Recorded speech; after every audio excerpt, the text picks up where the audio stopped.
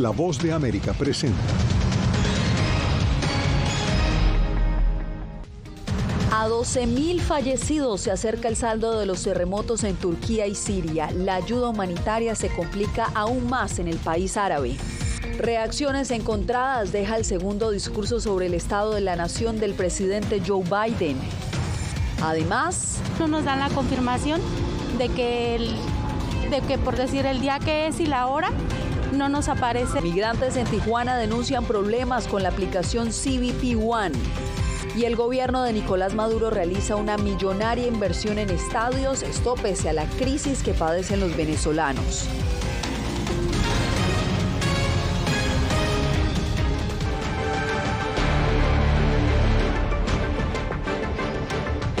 Bienvenidos. Comenzamos esta misión con la labor desesperada de los rescatistas en las zonas afectadas por los terremotos en Turquía y Siria, donde hoy se cuentan más de 11.800 fallecidos.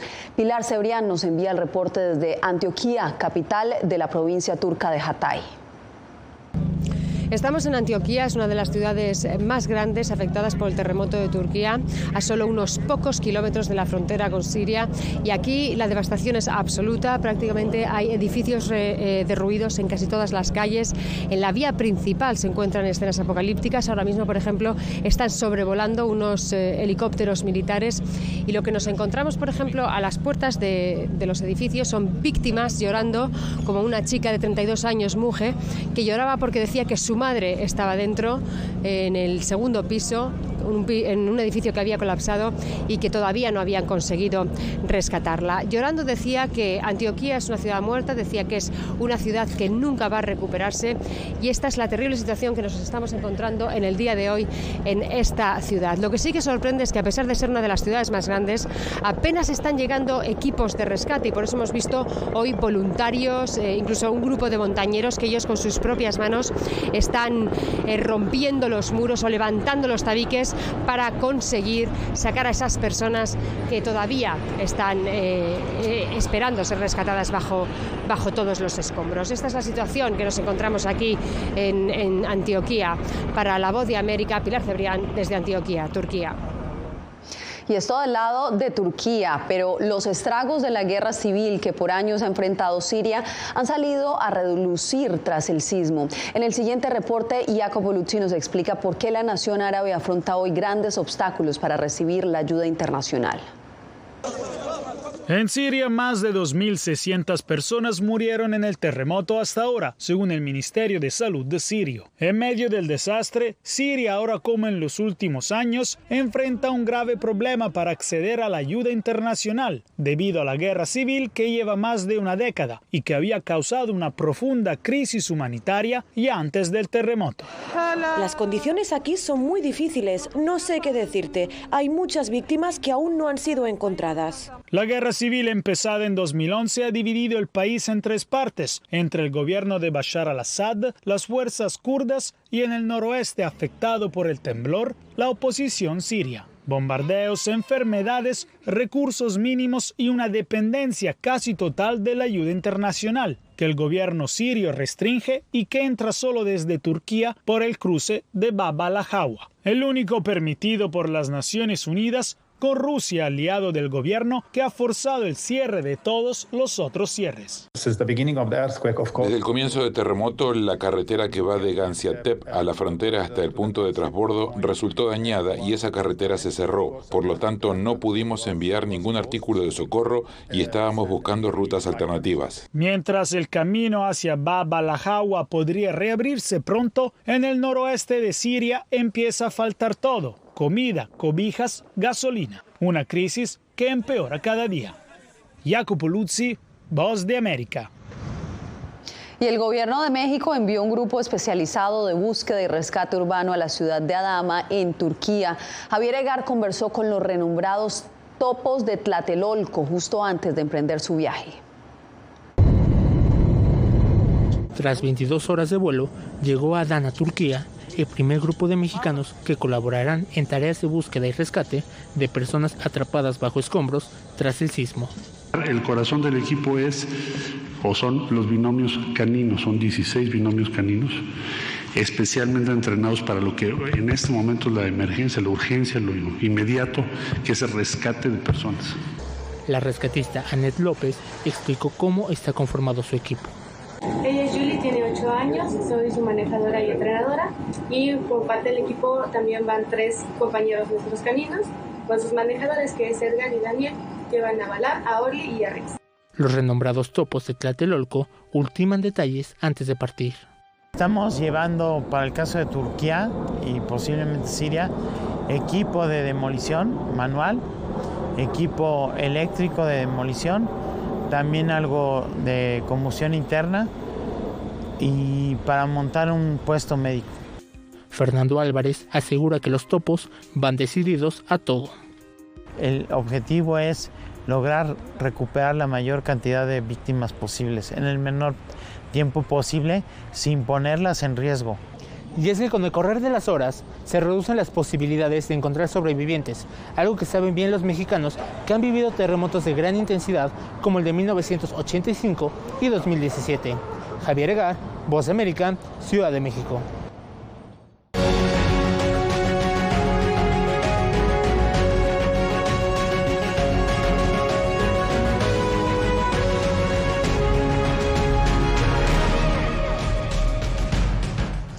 La economía fue la protagonista del discurso que pronunció el presidente Joe Biden sobre el estado de la nación.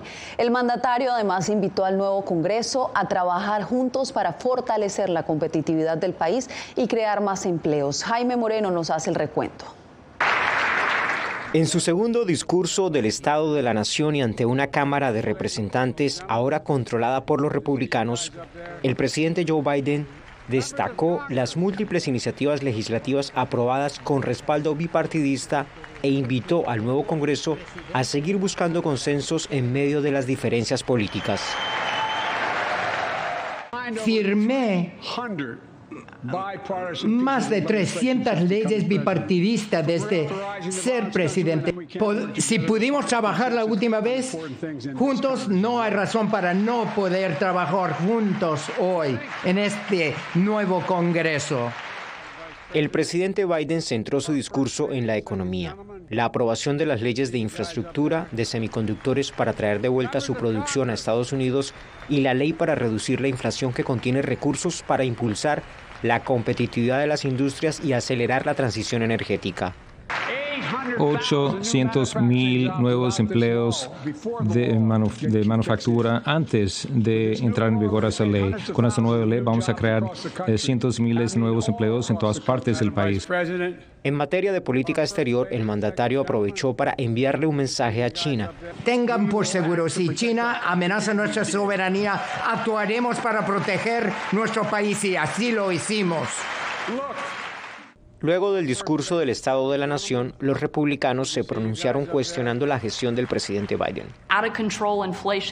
Inflación fuera de control y delincuencia violenta, hasta la crisis en la frontera y amenazas de China. Biden y los demócratas han fracasado, lo saben y ustedes lo saben, y ya es hora de un cambio. El discurso sobre el Estado de la Nación es considerado como una de las plataformas de mayor audiencia que tiene un presidente. La audiencia estimada en esta ocasión podría llegar a 38 millones de televidentes. Desde Washington, Jaime Moreno, Voz de América. Y las reacciones tras el discurso sobre el Estado de la Nación no se hicieron esperar. Republicanos y demócratas respondieron en torno a lo que se dijo y también sobre lo que no se abordó en esta locución. Celia Mendoza nos acompaña desde la Casa Blanca. Celia, cuéntanos. Así es, Yasmín, la Casa Blanca ha dicho que este discurso cumplió su objetivo y era resaltar los puntos fundamentales de logros de la administración. Sin embargo, temas como Rusia, China, Ucrania, así como la misma migración, de acuerdo a republicanos y demócratas, podrían haber sido abordados de una manera más profunda.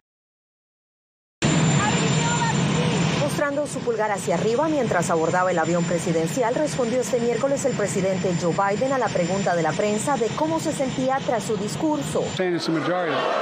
La alocución generó reacciones inmediatas en el Capitolio, desde abucheos por parte de algunos republicanos hasta el grito de mentiroso de la representante republicana de Georgia, Marjorie Taylor Greene, La Casa Blanca considera que el discurso pronunciado la noche del martes fue exitoso y el representante demócrata de Texas, Joaquín Castro, coincide. Me alegró mucho escuchar al presidente hablar sobre la fortaleza de la economía y la recuperación post-COVID y también referirse a la necesidad de una reforma migratoria. Debemos asegurarnos de que los beneficiarios de DACA tengan un camino hacia la ciudadanía y que el Congreso pueda lograr una reforma migratoria integral. El senador republicano de Missouri, Eric Schmidt, comentó a La Voz de América que el mandatario perdió una oportunidad única para referirse al tema del globo espía de China. Él no le dio ninguna atención en el discurso a este tema. La gente merece respuestas aquí. Este es un problema grave de seguridad nacional, al igual que nuestra propia frontera sur, tema que tampoco abordó.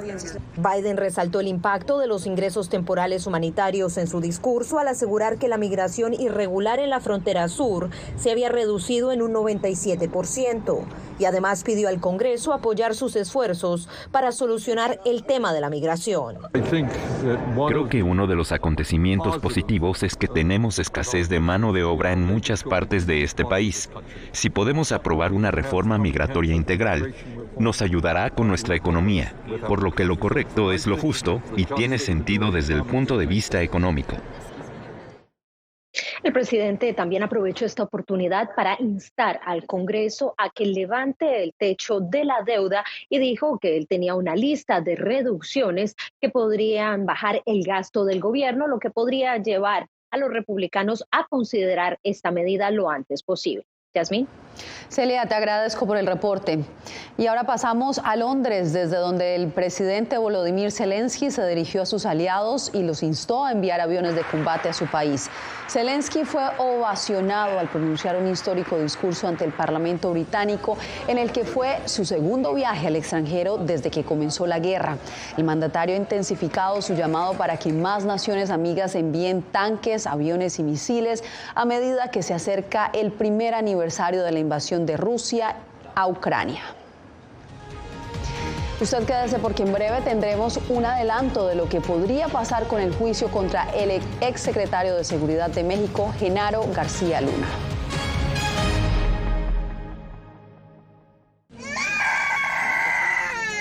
We are scared. Some of them lost their houses during bombardments. Si quieres conocer más de estas historias, conéctate en Boa Plus con Alas que Ayudan y viaja con La Voz de América en el avión que un piloto argentino puso a disposición de más de 1000 ucranianos, con niños, mujeres y personas con enfermedades que escaparon de su país, que huyeron de la guerra en busca de refugio hasta que lograron reparar sus alas rotas.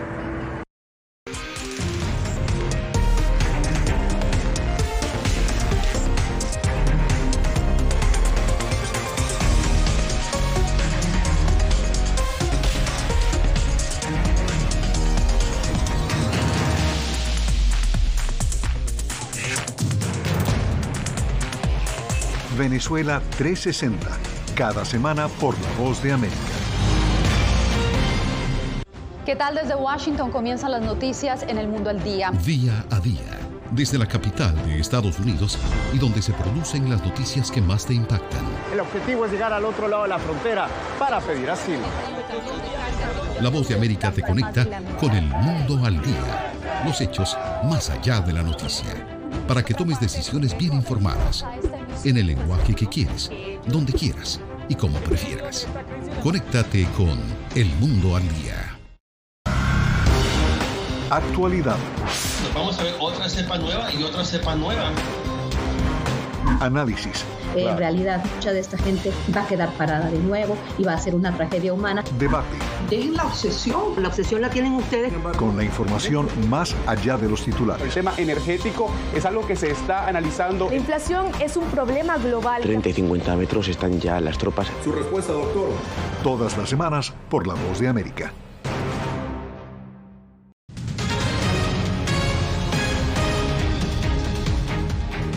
El secretario de Estado Antony Blinken dijo que los globos aerostáticos chinos han violado la soberanía de países en los 5 continentes y que pronto compartirá información importante con el Congreso y con sus aliados. Por su parte, el Pentágono señaló que al menos 4 globos chinos han sobrevolado lugares de interés para Beijing, sin precisar si se trata de bases militares.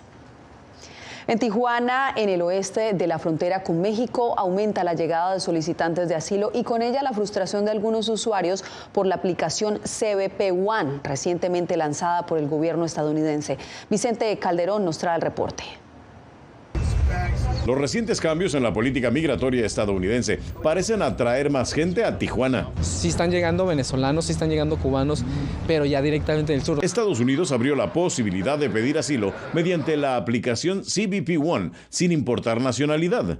En este módulo, autoridades de Tijuana ofrecen internet gratuito y asesoría para que quienes buscan refugio bajen y llenen la aplicación desde su teléfono. Se ha incrementado bastante, por ejemplo, en las 2 últimas semanas aproximadamente 350 personas atendimos. Al principio, las nuevas políticas ayudaron a disminuir la población de los albergues, pero ahora activistas y autoridades coinciden en que hay más migrantes llegando a la frontera para estar listos si los llaman. Una veintena logró pasar con CBP One, pero no todos tienen suerte. No nos dan la confirmación de que por decir el día que es y la hora, no nos aparece. Decenas de migrantes se manifestaron frente al consulado norteamericano en Tijuana, pues aseguran que la aplicación tiene sus fallas. Varios solicitaron su cita, pero al llegar a la frontera lo rechazaron. Estamos 100% detrás del sistema, nomás es estos problemitas que ahorita existen. Este nicaragüense entró por Piedras Negras antes de los cambios. Me sacaron aquí por Chaparral, Tijuana, y ya no pude entrar. Ahora está en un albergue con la esperanza de que la aplicación CBP One funcione correctamente. Vicente Calderón, Voz de América, Tijuana. Un juicio más breve de lo previsto podría tener Genaro García Luna. Ángela González nos reporta desde el Tribunal Federal de Brooklyn. La sesión de este miércoles terminó más temprano que lo habitual a petición de la Fiscalía, que prepara un testigo clave en el juicio de Genaro García Luna y requiere tiempo para la logística de su traslado a el Tribunal Federal de Brooklyn. Se esperan en total 5 testigos por parte de la Fiscalía antes de que terminen su caso este martes 14 de febrero y no en 4 semanas más como se había calculado originalmente. Así lo comunicaron al juez Brian Cogan, lo que quiere decir que la duración del juicio a Genaro García Luna podría reducirse a la mitad y de ser así el jurado podría comenzar deliberaciones en 2 semanas. Otra de las sorpresas de esta sesión es que Genaro García Luna podría subir al estrado. Su defensa deberá tomar una decisión para el lunes. Para que Genaro García Luna sea hallado culpable, los 12 jurados deberán estar de acuerdo de manera unánime en su veredicto. Además de los 4 cargos relacionados con narcotráfico, él enfrenta una acusación por mentir a las autoridades migratorias estadounidenses. En la sesión de este miércoles y por primera vez no hubo testigos cooperantes en el estrado. Se escucharon las declaraciones de un testigo de la Oficina de Inmigración y Aduanas, seguido de otros oficiales de las fuerzas del orden que podrían conducir a evidencias y que serían presentadas el lunes cuando se reanude el juicio. Ángela González, Voz de América, Nueva York. La investigación por la muerte del afroestadounidense Tyre Nichols sigue develando nuevas irregularidades de la policía de Memphis. José Pernalete nos da los pormenores. Nuevas acusaciones se levantan en el caso de la muerte de Tyre Nichols, el afrodescendiente de 36 años de edad. Luego de que varios policías de Memphis lo golpearan en enero, uno de los uniformados lo fotografió. La imagen donde se muestra a la víctima con lesiones por la golpiza y esposado fue compartida con otros policías, de acuerdo con la investigación. El lamentable hecho mantiene el debate sobre la revisión de las prácticas policiales en Estados Unidos. Lo que más me importa es aprobar el proyecto de ley de reforma policial. Se presentó hace 3 años en la vista internacional de un hombre asesinado en la calle con el nombre de George Floyd. Desde entonces hemos visto que la mala conducta de la policía ha matado a muchos estadounidenses. Hasta ahora hay 6 agentes despedidos por este caso y autoridades del Departamento de Policía de Memphis afirman que pueden ejecutarse otras medidas disciplinarias contra otros 7 oficiales más. Activistas a favor de las libertades civiles insisten en la necesidad de transparencia en esta investigación. No estamos en contra de la aplicación de la ley. Estamos en contra del terrorismo policial, en contra de la brutalidad policial. Estamos en contra de que te maten o ser golpeado por la policía sin motivo alguno. Se han levantado acusaciones penales contra 5 policías del departamento. Los agentes formaban parte de una unidad especial llamada Escorpión, división que fue disuelta luego de la golpiza y muerte de Nichols. José Pernalete, Voz de América. Cuando volvamos, el gobierno estadounidense monitorea de cerca el acercamiento entre Irán y Nicaragua. Les contamos de qué se trata.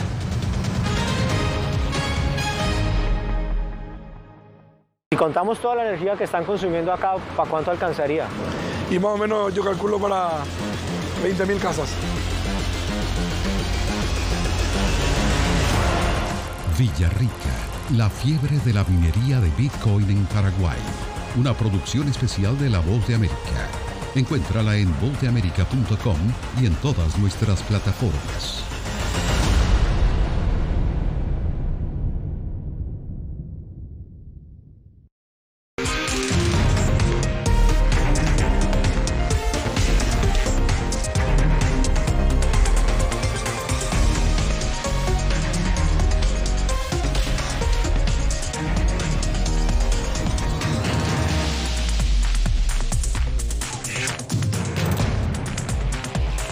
Venezuela 360, cada semana por La Voz de América. ¿Qué tal? Desde Washington comienzan las noticias en El Mundo al Día. Día a día, desde la capital de Estados Unidos y donde se producen las noticias que más te impactan. El objetivo es llegar al otro lado de la frontera para pedir asilo. La Voz de América te conecta con El Mundo al Día. Los hechos más allá de la noticia. Para que tomes decisiones bien informadas. En el lenguaje que quieres, donde quieras y como prefieras. Conéctate con El Mundo al Día. Actualidad. Nos vamos a ver otra cepa nueva y otra cepa nueva. Análisis. En realidad, mucha de esta gente va a quedar parada de nuevo y va a ser una tragedia humana. Debate. Dejen la obsesión. La obsesión la tienen ustedes. Con la información más allá de los titulares. El tema energético es algo que se está analizando. La inflación es un problema global. 30 y 50 metros están ya las tropas. Su respuesta, doctor. Todas las semanas por La Voz de América.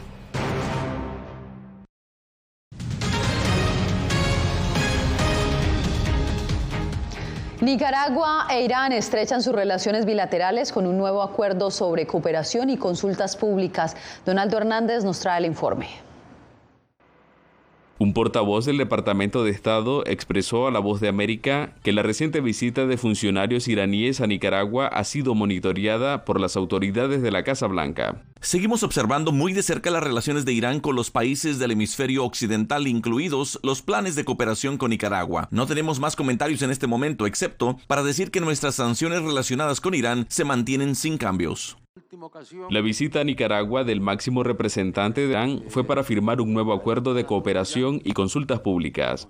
El presidente Daniel Ortega participó en el encuentro y defendió el uso de armas nucleares. Cabría que todos buscáramos cómo tener nuestra armita atómica para que nos respeten. Ante la postura del dignatario, su vecina Costa Rica recordó que Latinoamérica se comprometió a renunciar a las armas nucleares desde la entrada en vigencia en 1969 del Tratado Tlatelolco. La presencia de autoridades de Irán en nuestra región causa extrañeza, sobre todo por la no cooperación de este país con el sistema de Naciones Unidas. Una preocupación que comparte Ricardo Lizano, ex embajador de Costa Rica en Organización de Estados Americanos. Se firmó un tratado hace muchos años que declaró a América Latina zona libre de armas nucleares. En tanto que analistas coinciden en que los acuerdos de cooperación de Nicaragua e Irán no se traducen en mayor comercio, sino en mayor provocación a Estados Unidos. Donaldo Hernández, Voz de América.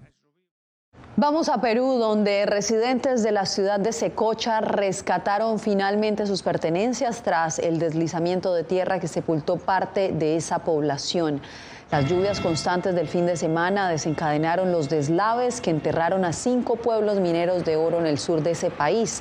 Las autoridades informaron sobre la recuperación de 36 cuerpos, de los cuales solo 12 han sido identificados. La presidenta Dina Boluarte dijo el martes que los gobiernos local y federal coordinan la entrega de suministros a las zonas afectadas. Esperen minutos, la Serie del Caribe vuelve a Venezuela luego de casi 10 años, pero la millonaria inversión ha generado controversia.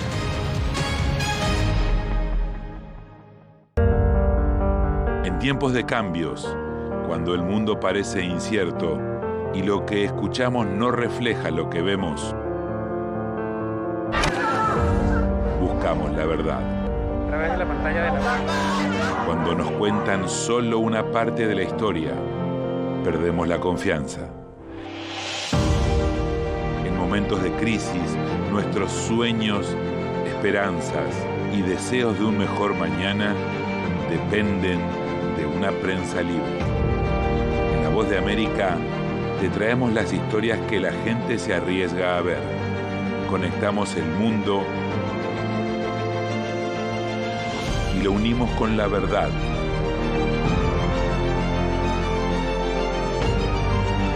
En La Voz de América te presentamos el panorama completo. ¿Qué tal? Desde Washington comienzan las noticias en El Mundo al Día. Día a día, desde la capital de Estados Unidos y donde se producen las noticias que más te impactan. El objetivo es llegar al otro lado de la frontera para pedir asilo. La Voz de América te conecta con el mundo al día. Los hechos más allá de la noticia. Para que tomes decisiones bien informadas. En el lenguaje que quieres, donde quieras y como prefieras. Conéctate con El Mundo al Día. Actualidad. Nos vamos a ver otra cepa nueva y otra cepa nueva. Análisis. En realidad, mucha de esta gente va a quedar parada de nuevo y va a ser una tragedia humana. Debate. Dejen la obsesión la tienen ustedes. Con la información más allá de los titulares. El tema energético es algo que se está analizando. La inflación es un problema global. 30 y 50 metros están ya las tropas. Su respuesta, doctor. Todas las semanas por La Voz de América.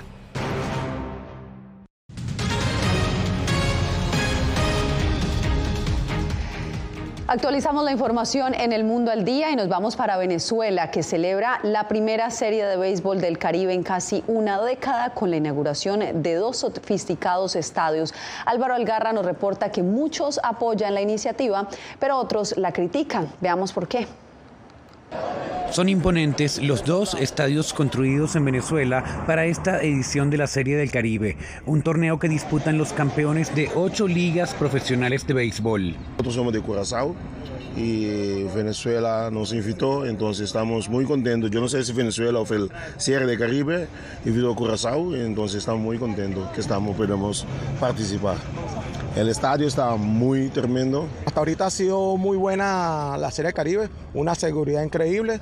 He tenido la oportunidad de asistir a 2 juegos abajo en La Guaira, en el Fórum de La Guaira.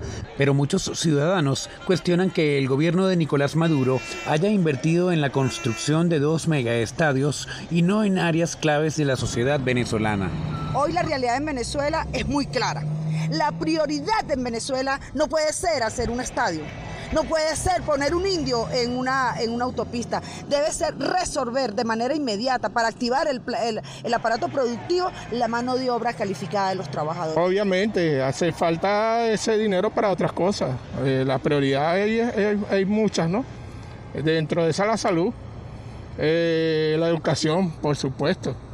Que vamos a dejar por nosotros a futuro, pues. Esa es la misión de nosotros, dejar para futuro. La encuesta nacional de condiciones de vida, realizada por el Instituto de Investigaciones Sociales de la Universidad Católica Andrés Bello, estima que el índice nacional de pobreza durante el último año fue de un 50.50%. El gobierno dijo haber presupuestado $70 millones para la construcción de ambos estadios.